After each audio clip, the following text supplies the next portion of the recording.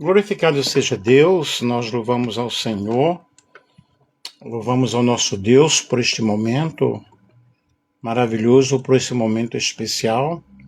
Desde terça-feira que eu não faço live e as pessoas estão me cobrando.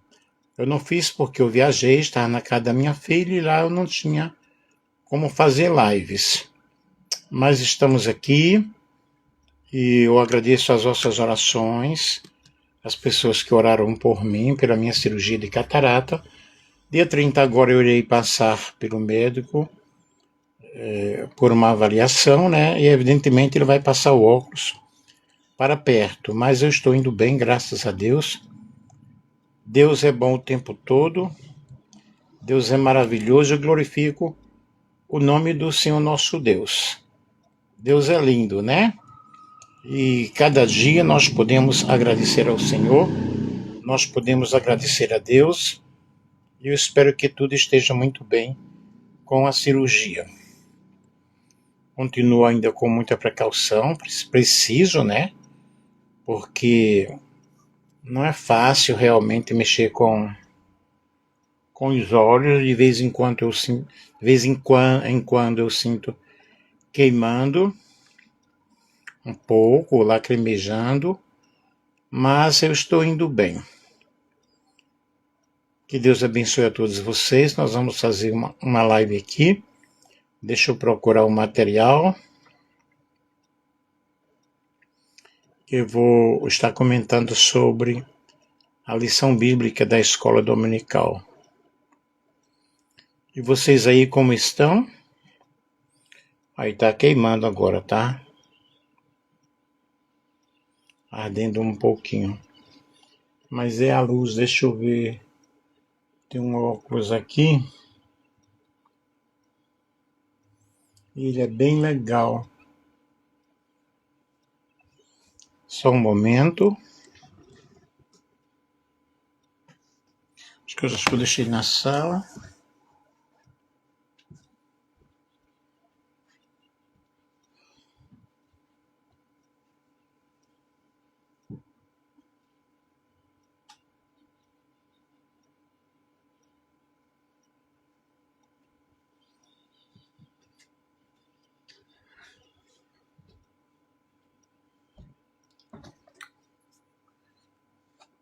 Não sei onde coloquei.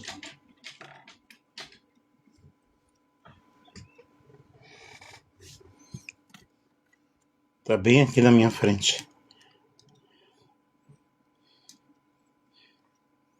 Vamos ver se dá para eu ver aqui. Pelo menos enquanto passa.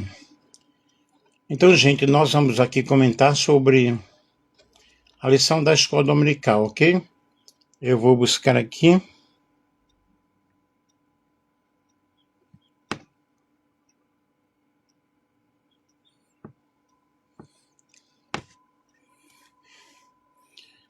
Poxa, eu nem comecei a fazer a live, falou que estava restrita.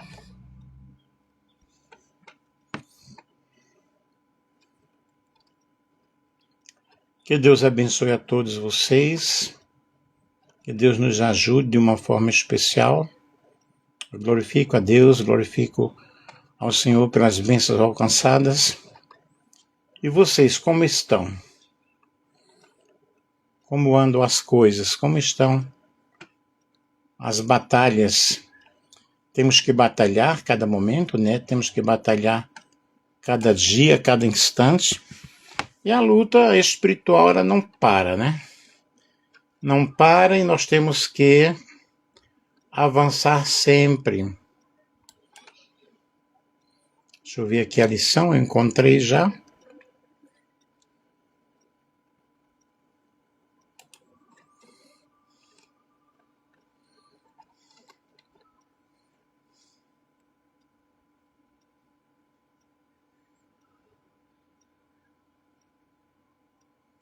Deixa eu ver aqui qual é.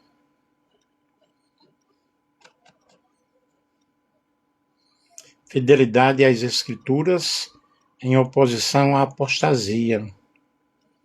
Lições espirituais no livro de Juízes. Eude e Sangar, Deus usa os improváveis. Aqui é a quarta lição. Deixa eu ver.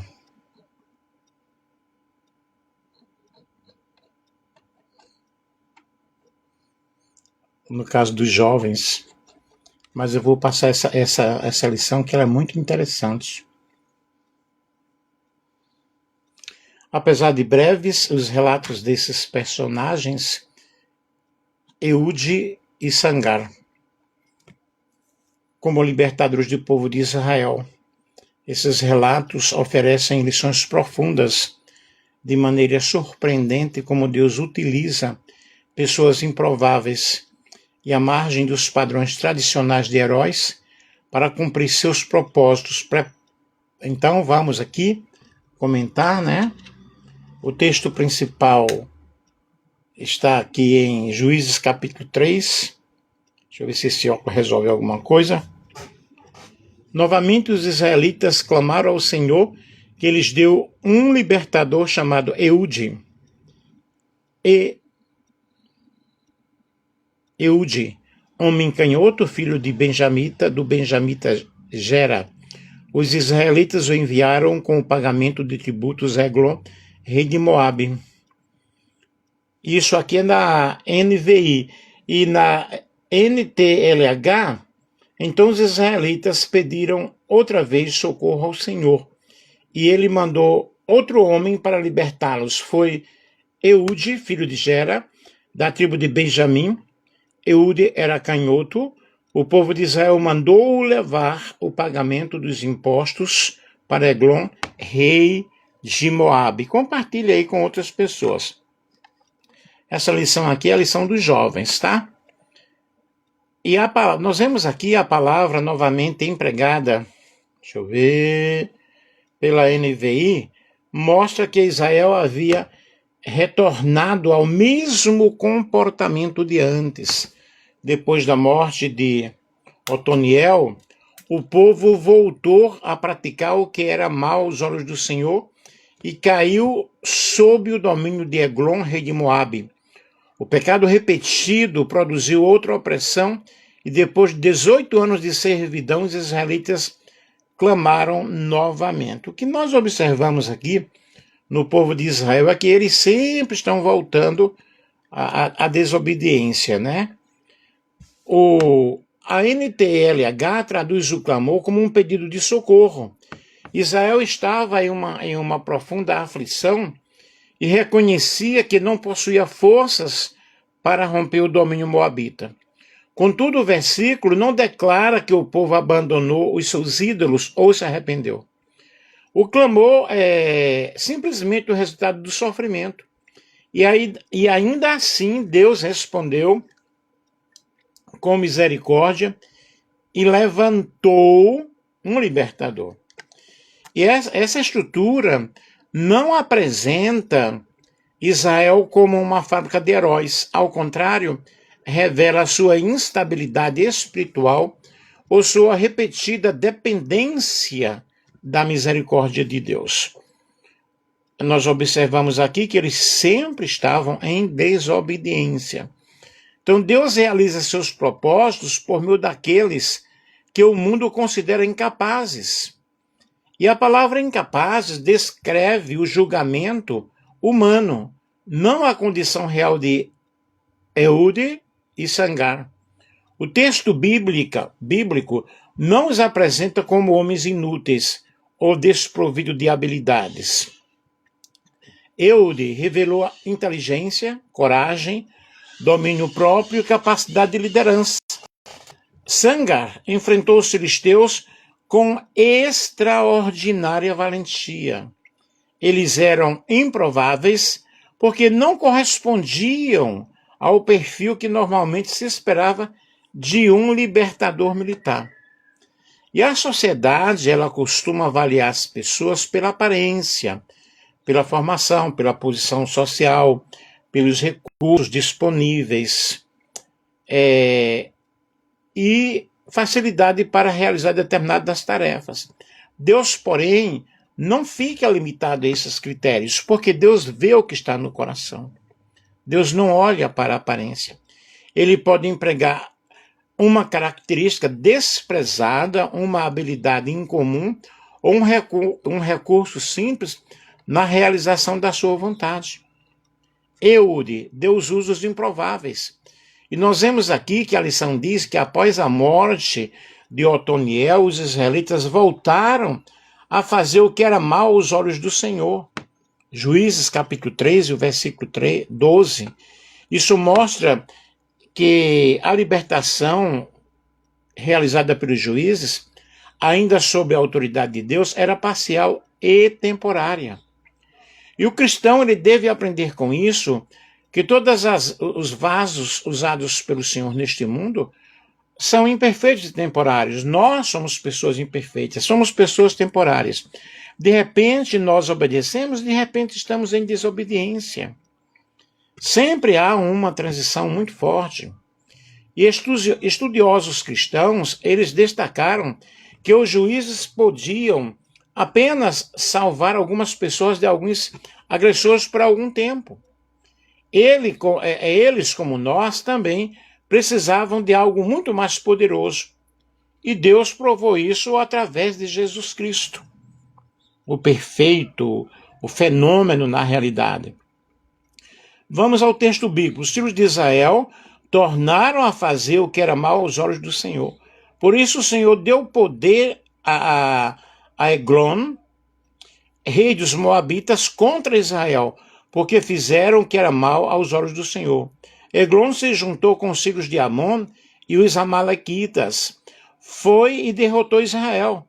E eles se apoderaram da cidade, das palmeiras, e os filhos de Israel serviram Eglon, rei dos Moabitas, durante 18 anos. Observe aqui por que isso aconteceu. Por causa justamente da desobediência.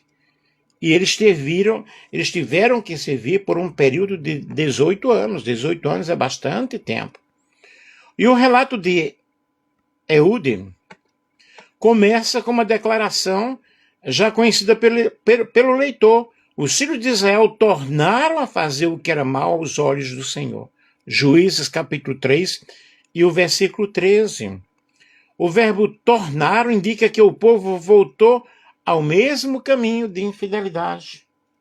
Então observe aqui que a infidelidade, a nossa desobediência, gera grande prejuízo, grandes prejuízos espirituais.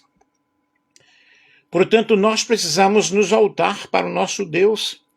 O verbo tornar indica que o povo voltou ao mesmo caminho de antes. E com o passar do tempo, Israel se esqueceu da disciplina recebida e da misericórdia de Deus, recaindo nos mesmos pecados. E essa repetição dessa desobediência evidencia os limites do ministério dos juízes. Otoniel, ele libertou Israel da opressão de Cusã e Zataim, mas não podia livrar o povo da inclinação do seu coração para a idolatria. O povo em constante desobediência, sempre adorando outros deuses, né? E os juízes concediam livramentos temporários, enquanto a verdadeira necessidade de Israel era uma redenção que alcançasse o coração. Nós observamos em toda a história do Velho Testamento como as pessoas ofereciam sacrifícios, como as pessoas elas desobedeciam, e havia uma imperfeição. Por isso foi necessário a nova aliança, né? Através de Jesus Cristo. E João 3,16 diz que Deus amou o mundo de uma tal maneira que deu o seu Filho unigênito, para que todo aquele que nele crer não pereça, mas tenha a vida eterna. E justamente essa esperança de redenção, essa esperança de transformação, ela acontece de forma perfeita, de forma integral, através de Cristo. Ele não veio apenas para livrar seu povo dos inimigos externos, mas para trazer libertação. O profeta Isaías diz, ele veio para libertar os cativos, o ano aceitável do Senhor. E por isso a obra de Cristo é perfeita e definitiva. E a palavra do Senhor nos diz em João 3,16, se pois o Filho vos libertar, verdadeiramente sereis livres. Nós precisamos dessa libertação através de Jesus. O sacrifício dele foi perfeito. O sacrifício dele 100% perfeito. E o texto afirma que o Senhor fortaleceu Eglon, rei de Moabe, contra Israel. Juízes 3,12. Todavia, isso não significa que Deus aprovasse a religião, a crueldade ou a forma ambiciosa, do rei moabita. Significa que em sua soberania, Deus usou Eglon como instrumento para disciplinar um povo que havia quebrado a aliança.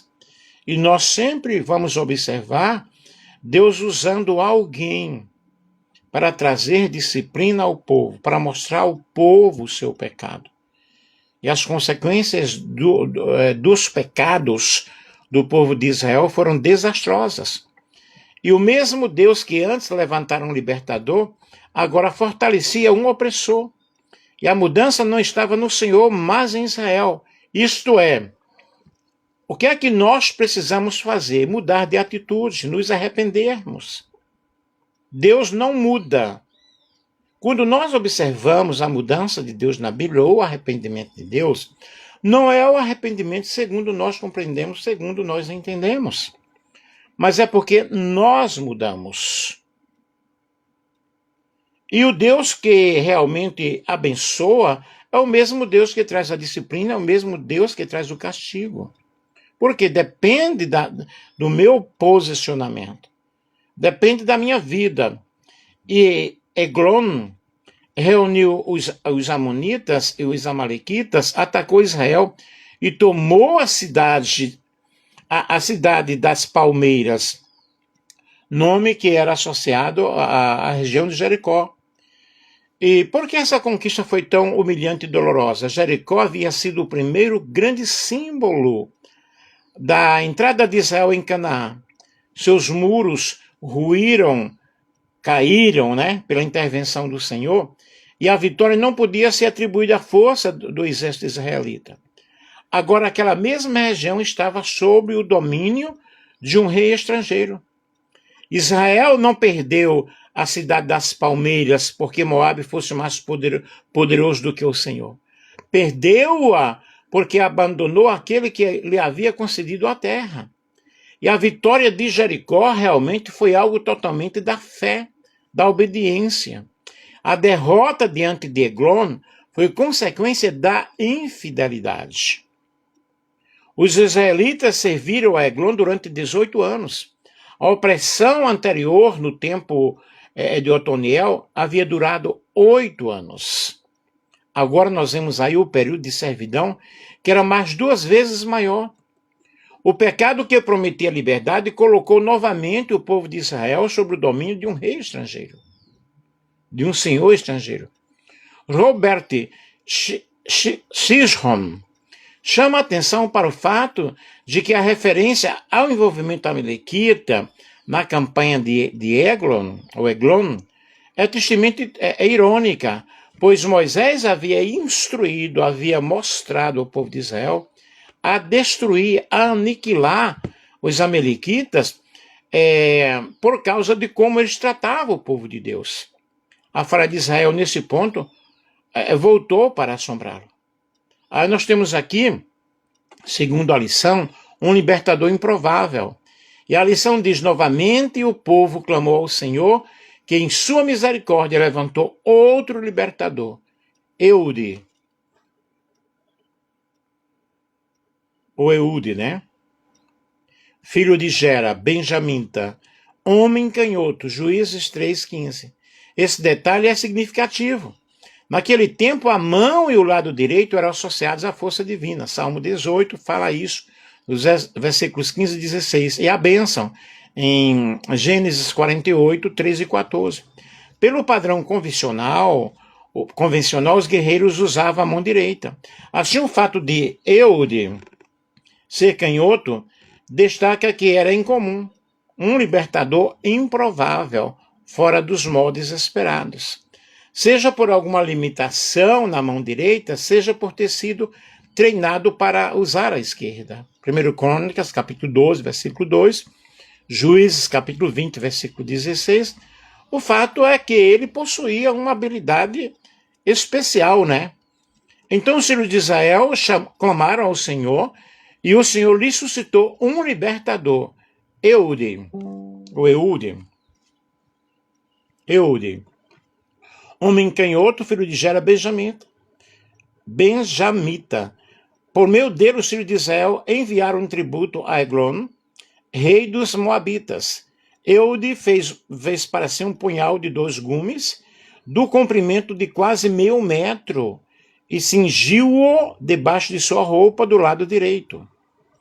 Bloch 2024 observa que, assim como no episódio anterior, novamente os israelitas clamaram ao Senhor por ajuda. Mais uma vez, porém, não se tratava de um clamor de arrependimento nem de um pedido de perdão, mas de um grito de dor, de um grito de súplica pelo favor divino, pelo socorro divino. O que me causa tristeza ao mencionar esse fato neste subsídio é saber que todos nós temos a tendência de recorrer a Deus por causa das consequências de determinado pecado e não porque estamos verdadeiramente arrependidos de tê-lo cometido. Isso aqui é o comentarista da lição que fala, né? E muitas vezes nós nos arrependemos ou sentimos tristeza não pelo pecado, mas pelas consequências do pecado, pelo mal que aquele pecado veio nos causar. E em resposta ao clamor do povo, Deus suscitou um libertador, Eude, homem canhoto. E nós vemos Robert Chisholms, diz que mais uma vez o Senhor reagiu de forma positiva ao clamor de Israel, providenciando um libertador. E o narrador, conforme nos diz aqui a lição, informa seu nome, Eude, um traço físico característico, que era canhoto, e seu contexto familiar e tribal, filho de Gera, o benjamita. Quanto a Eude ser canhoto, na realidade, a expressão hebraica para tal qualificação descreve literalmente alguém limitado ou impedido quanto ao uso da mão direita. E a lição nos diz aqui que alguns intérpretes entendem que ele possuía uma limitação física, enquanto outros consideram que a expressão se refere a uma habilidade especial com a mão esquerda. E em Juízes, no capítulo 20, no versículo 16, nós vemos aí uma linguagem semelhante quando são mencionados 700 guerreiros benjamitas capazes de manejar a funda com extraordinária precisão. Por isso, não é possível afirmar com segurança que eu tivesse alguma deficiência. Sua descrição também contém uma ironia literária. Eude pertencia à tribo de Benjamim, nome associado à expressão filho da mão direita, mas era conhecido pelo uso da mão esquerda. E o libertador, ele vinha da tribo da mão direita, né? Vindo da tribo da mão direita, cumpriria a sua missão com a esquerda. Aquilo que parecia realmente contraditório foi incorporado pelo narrador para mostrar que Deus não está sujeito aos critérios humanos. E aqui nós vemos, na realidade, que Deus ele faz aquilo que ele apraz, aquilo que ele quer. Ele usa o improvável. Quando a sociedade rejeita alguém, né? Ou quando algum líder, alguma liderança, às vezes não dá nenhuma oportunidade para alguém, observando algumas situações, porém Deus não age dessa forma. Deus não age dessa maneira. Além disso, o canhotismo de Eude provou ser de grande importância em sua trama para matar o rei moabita. Por ser canhoto, Eude amarrou sua espada na coxa direita, ao contrário da norma. E assim Eglon jamais suspeitou que Eude estava estendendo sua mão para pegar a espada, quando usou a mão esquerda para pegar a arma por debaixo do manto. Quando Eude desembaiou a arma, o rei já não tinha mais tempo para alertar os guardas, né? E o tema da mão aqui começa a adquirir uma importância muito grande no versículo 15. Os israelitas enviaram o tributo a Eglon pela mão de Eude. E mais adiante, a mesma mão participará diretamente da libertação e o próprio Eude declarará que o Senhor entregou os moabitas nas mãos de Israel. Então nós vemos aí a narrativa, portanto, ligando a ação humana totalmente à soberania de Deus, à soberania divina. A mão de Eude era instrumento, mas a mão que verdadeiramente governa os acontecimentos é a do Senhor. Nós sabemos que nós somos instrumentos de Deus. Fazemos aquilo que Deus está pedindo que nós façamos. Mas, na realidade, tudo pertence ao Senhor. A Bíblia diz, tudo posso naquele que me fortalece. Tudo que acontece conosco, nós devemos atribuir a Deus. É muito. Ele conhece cada pessoa, ele conhece as características, as habilidades de cada pessoa. Ele conhece como nós, o que nós podemos fazer com aquilo que nós possuímos. E na sequência do relato, aqui nós temos uma grande vitória, observa-se a forma estratégica com que Eude executa seu plano para derrotar o inimigo. Primeiro, ao ser enviado para entregar o tributo ao opressor Eglon, ele aproveita a oportunidade para fazer o reconhecimento do ambiente. Segundo, prepara sua própria arma, com características fora do padrão da época, e a oculta de maneira eficaz. Em terceiro lugar, aguarda o momento oportuno para agir, atacando num instante certo. Nós vivemos uma batalha espiritual muito forte. E nós devemos criar estratégias e conhecer como o inimigo atua e esperar a grande vitória de Deus através da nossa vida. Eude apresentou a Eglon o tributo devido por Israel. O termo hebraico mian pode designar um presente ou uma oferta, mas nesse contexto representa o pagamento imposto por uma potência dominadora. Aquilo que confirmava publicamente a submissão de Israel tornou-se a oportunidade para justamente gerar a queda do opressor. E a narrativa ela é construída por invasões. Eude entrou como servo que levava um presente, mas ele saiu como um libertador. Depois de entregar o tributo, Eude dispensou os homens que o acompanhavam, retornou das imagens de escultura próxima a Gilgal. Sua volta solitária reduziu os riscos para os demais israelitas e permitiu que ele se aproximasse novamente do rei. Ao anunciar a palavra secreta, despertou a curiosidade de Eglon, que mandou seus servos se retirarem. E o rei, cercado por auxiliares, que nós vamos observar aí, tornou-se vulnerável porque ele próprio ordenou que ficasse sozinho com Eude. E nós vemos aqui que na sala superior Eude declarou, olha, eu tenho uma palavra superior. Eu tenho para você uma palavra de Deus. Juízes 3:20. A palavra hebraica dabar pode significar mensagem, pode significar palavra, assunto ou coisa. E o narrador explora justamente essa amplitude de significado, pois a mensagem de juízo não seria entregue somente por meio da fala, mas pela espada escondida sobre as vestes. Eglon levantou-se para receber a suposta palavra, a suposta revelação, e nesse momento ele colocou-se ao alcance do libertador.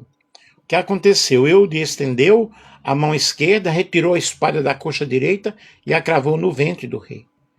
E a descrição da morte de Eglon é bem realmente algo extraordinário, algo humilhante. O rei corpulento, que havia enriquecido mediante o tributo de um povo subjugado, não conseguiu realmente se defender, não conseguiu fazer nada, reagir quando o juízo chegou.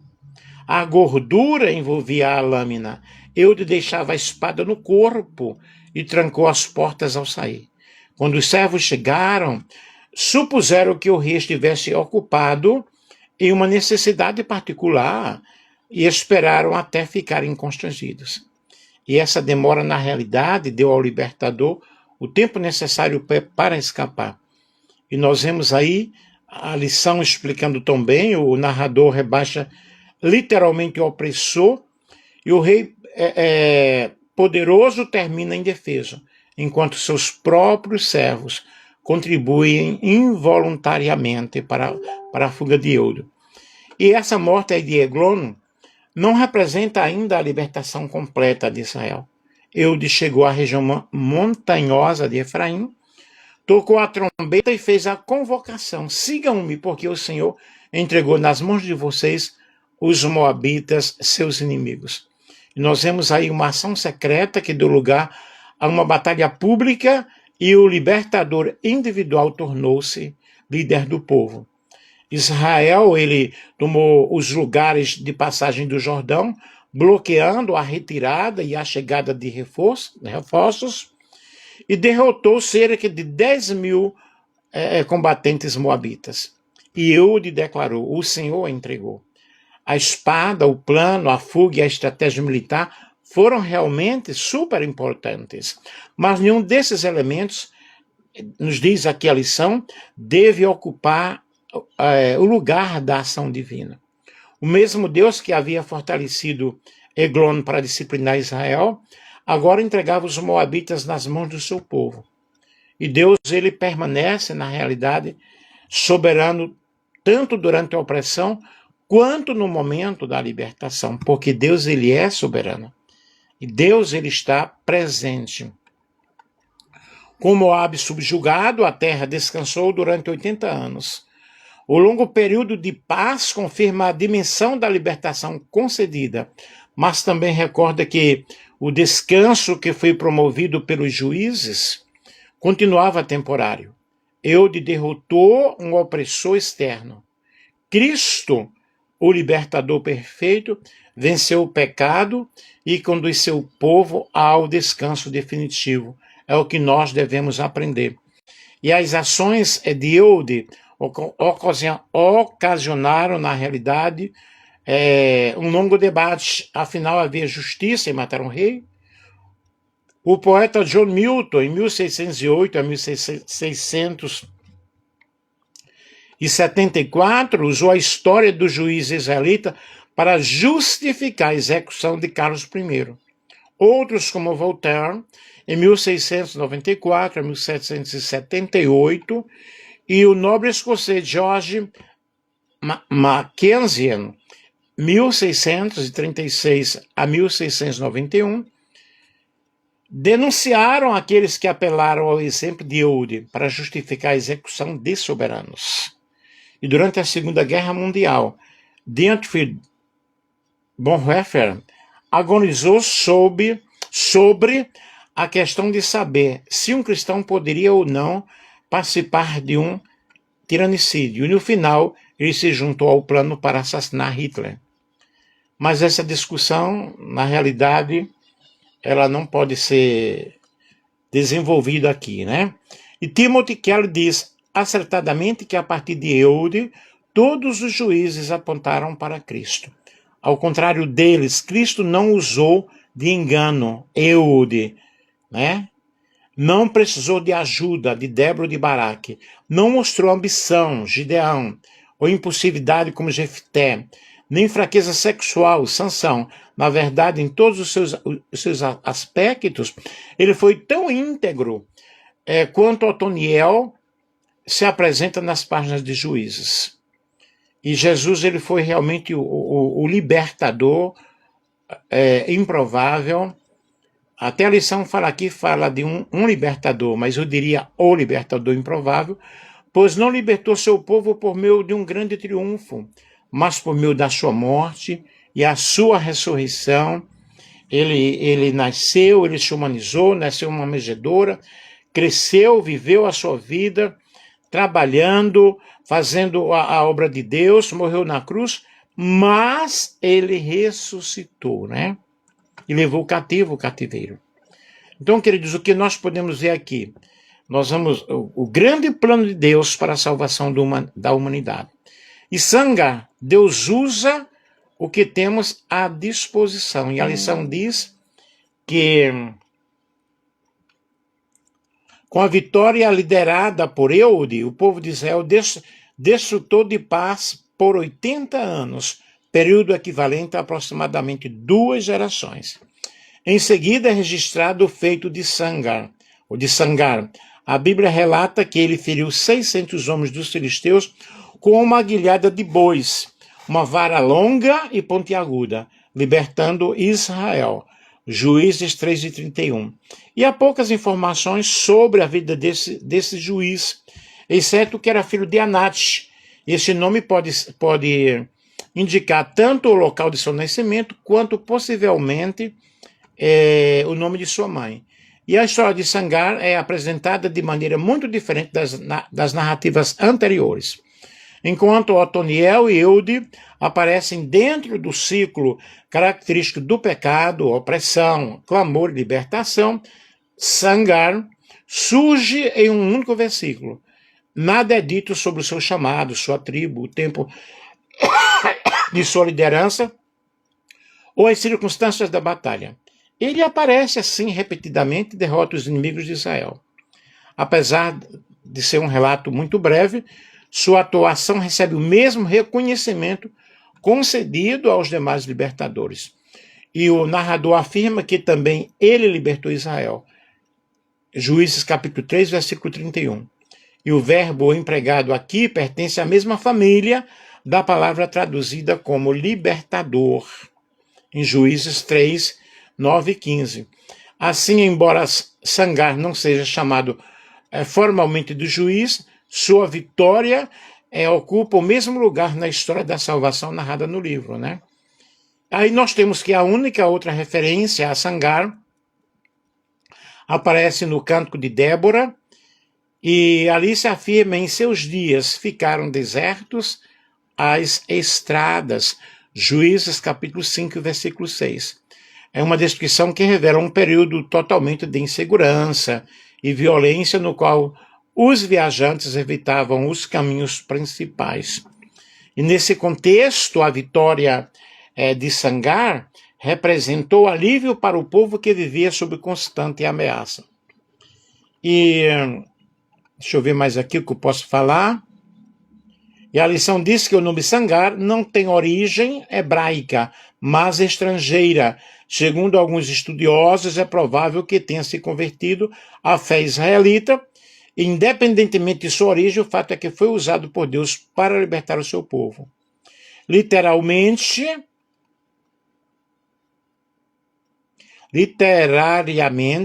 a possível origem estrangeira de Sangar reforça o caráter improvável desse libertador. E se Sangar realmente foi um estrangeiro, sua presença revela 2 realidades importantes. De um lado, mostra a liberdade soberana de Deus, que não está limitada às experiências humanas ao escolher os seus instrumentos. Deus escolhe a quem Ele quer. Deus escolhe como Ele quer. E de outro, evidencia a fragilidade espiritual de Israel. O povo chamado para conquistar e defender a terra precisava ser socorrido por alguém cuja ligação com as tribos nem sequer é esclarecida. Então vocês observem aqui, Deus usa quem quer, como Ele quer, quando Ele quer. E nós vemos aqui uma arma diferente, né? Enquanto a arma de Eude foi fabricada por ele mesmo, o instrumento de batalha de Sangar era tudo menos convencional. Ele usou uma ferramenta de trabalho para derrotar seus inimigos. Muitos se desculpam por não fazer algo para Deus, alegando falta de condição ou de ferramentas adequadas. No entanto, Sangar nos mostra que Deus nos usa com aquilo que nós temos. Deus usa tanto o teólogo com seus anéis acadêmicos, quanto o simples que não passou por uma escola teológica. O agir é de Deus. A unção é de Deus. Não adianta ter tantos diplomas e não ter a unção do Senhor. Mas muitas vezes uma pessoa que nem sequer frequentou uma escola teológica, como eu já falei aqui, essa pessoa é a que Deus utiliza para realizar a sua obra, né? E nós devemos servir a Deus, queridos, com aquilo que nós temos, com o talento que nós temos. E a lição aqui fala sobre a questão da violência. A lição diz, nestes e em outros episódios do livro de Juízes, é notável a presença de batalhas e mortes. Críticos do cristianismo frequentemente se valem dessas passagens para alegar que o Deus da Bíblia é injusto, violento ou mesmo que incentiva a morte dos inocentes. Contudo, tais acusações necessitam muito cuidado, necessitam muito estudo, para que nós possamos ver, porque nós colhemos aquilo que nós semeamos, né? E nós precisamos aqui entender que Deus ele está com o seu povo e, em segundo lugar, a ideia de que existem pessoas completamente inocentes não encontra respaldo nas Escrituras, tampouco na experiência humana. A Bíblia é clara ao afirmar que todos pecaram e carecem da glória de Deus. Não há nem sequer um justo, todos nós somos falhos, né? E a justiça que acontece conosco, ela nos é imputada através de Jesus Cristo, do próprio Senhor Jesus. Em terceiro lugar, é fundamental compreender que alguns textos bíblicos possuem caráter descritivo, não prescritivo. Ou seja, eles relatam o que Deus realizou em um determinado momento da história da redenção. E o seu propósito aqui, na realidade, né, de estudo, é nos fornecer conhecimentos sobre os atos soberanos de Deus, sobre aquilo que Deus fez no passado, sobre aquilo que Deus está fazendo no presente e sobre o que Deus fará no futuro, né? A revelação ela é progressiva, o que foi revelado posteriormente não corrige nem contradiz o que viu antes, mas desenvolve realmente um significado muito especial do plano de Deus para com a humanidade. E com a vinda de Jesus, com a vinda de Cristo, o povo de Deus deixou de constituir uma nação territorial e passou a reunir pessoas de todos os povos. A igreja, nós vemos a igreja, não recebeu a missão de conquistar territórios geográficos e nem de impor a fé pelas armas. Cristo enviou os seus discípulos para pregar o evangelho a todas as nações, a todas as etnias, nacionalidades ou território, pois sua luta é contra o pecado. Não é uma luta geográfica, é uma luta no território espiritual. E nós vemos aqui a proclamação do Evangelho, a oração, o poder do Espírito Santo envolvendo as pessoas e uma ação ordenada ou permitida em uma situação particular da história da aliança não se torna automaticamente uma norma universal. A atuação militar de Eude pertence à existência de Israel como uma nação da antiga aliança. E nós vemos aqui a igreja não possui autorização para reproduzir seus métodos em defesa da fé ou na propagação do evangelho. É necessário termos muito cuidado aqui com a distinção entre textos descritivos e prescritivos. E a narrativa descreve aquilo que Eude fez, mas não significa que devemos fazer o mesmo. Porque a Bíblia nos diz que as armas da nossa milícia não são carnais, mas espirituais, em Deus para destruição de fortaleza. E com essa lição nós aprendemos aqui, gente, muita coisa. Nós aprendemos que o poder pertence a Deus, que nós somos instrumentos do Senhor, que Deus nos usa com as armas que Ele nos concedeu, nos usa de acordo à nossa capacidade. Nós vemos na parábola dos talentos que Ele distribuiu a cada um os talentos segundo as suas habilidades, né? Então Deus não vai nos dar uma coisa que nós não podemos carregar. Esta lição nos traz realmente algo muito lindo, algo maravilhoso, algo sensacional, e eu espero ter passado para vocês, no caso, né, que é a lição dos jovens, depois eu irei fazer sobre a lição dos adultos. Portanto, a paz do Senhor, que Deus ajude, que Deus abençoe a todos. Muito obrigado às pessoas aí que estavam cobrando as nossas lives. E eu louvo a Deus pela minha vida, pela tua vida. Agradeço ao Senhor, porque o Senhor é bom o tempo todo. Amém? Eu vou salvar aqui a live, vou colocar no Facebook e depois no meu canal no YouTube, Nelson Alves de Andrade. Mirna Espejorim. Boa tarde, querida. Tudo bem contigo? Tudo jóia? Como vai você? Muito obrigado, Mirna, porque sempre eu vejo você aí nas minhas lives, ok? Que Deus te abençoe. Saudades.